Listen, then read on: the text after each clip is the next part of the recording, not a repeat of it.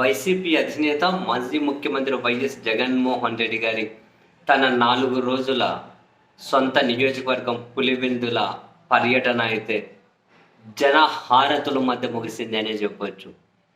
తాను మొదటి ఇడుపులపై అడుగుపెట్టిన దగ్గర నుండి ఏ కార్యక్రమానికి వెళ్ళినా పులివెందుల్లో ప్రజా దర్బార్ నిర్వహిస్తే ఆ జనం తోపులాడి ఒకరికి చెయ్యి బెనికే పరిస్థితి వచ్చింది.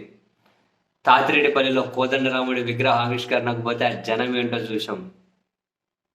అండ్ తాజాగా నేను ఒక పెళ్లికి హాజరైనా కూడా ఈరోజు చాలామంది ఆ పెళ్లికి కూడా హాజరయ్యారు.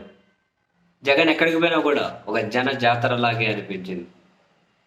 ఈ అధికారానికి దూరమైన తర్వాత చాలాసార్లు పులివెందులకు వచ్చారు. ప్రతిసారి జనం కనిపించారు, ఈసారి ఇంకా భారీ ఎత్తున కనిపించారు.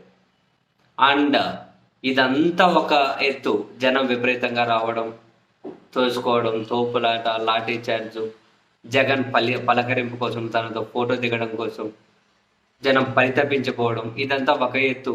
ఈ మొత్తం జనహారతి ఎపిసోడ్లో జగన్ను ఇబ్బంది పెట్టిన అంశం కూడా ఒకటి ఉంది. అదే ఆ ప్రజా దర్బార్కు వచ్చి కొందరు వైసీపీ హ్యాండ్లో చేసిన కాంట్రాక్ట్లు ఏవైతే ఉంటాయో ఆ కాంట్రాక్టుకు సంబంధించిన బిల్లులు చెల్లించలేదు, ఇంకా అవి ఇప్పించే ప్రయత్నం చేయండి అని చెప్పి జగన్కే రిక్వెస్ట్ చేయడం. ఎస్, ఈ పెయిన్ ముమ్మాటికి ఉంది.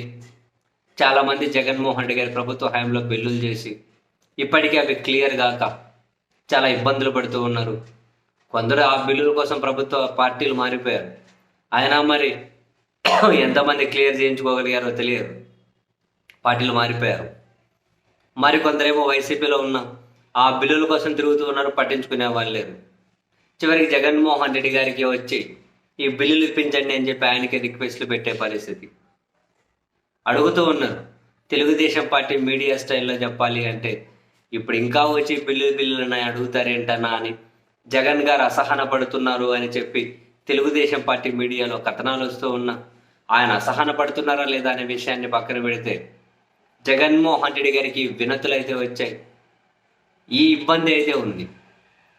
బిల్లులు ఇంకా క్లియర్ కాక చాలామంది వడ్డీలకు డబ్బులు తెచ్చి కూడా పనులు చేసిన వాళ్ళు ఉన్నారు. బిల్లులు క్లియర్ అవుతాయిలే అని చెప్పి అనుకున్న వాళ్ళు, కానీ క్లియర్ కాలేదు. చాలామంది ఇబ్బంది పడుతూ ఉన్నారు. వాళ్ళు డైరెక్ట్గా జగన్ గారికి వచ్చి రిక్వెస్ట్ చేసి ఇప్పించమంటూ ఉన్నారు. ఇప్పుడు ఆయన ఇప్పించే పరిస్థితి లేదు. మళ్ళీ అధికారంలోకి వస్తేమని అప్పుడు క్లియర్ చేసుకుంటారేమో. సో ఈ ఒక ఇబ్బంది తప్పితే జగన్మోహన్ రెడ్డి గారి పర్యటన అంతా కూడా విపరీతమైన జనం మధ్య విజయవంతంగా పూర్తి అయినట్లే 4 రోజులు.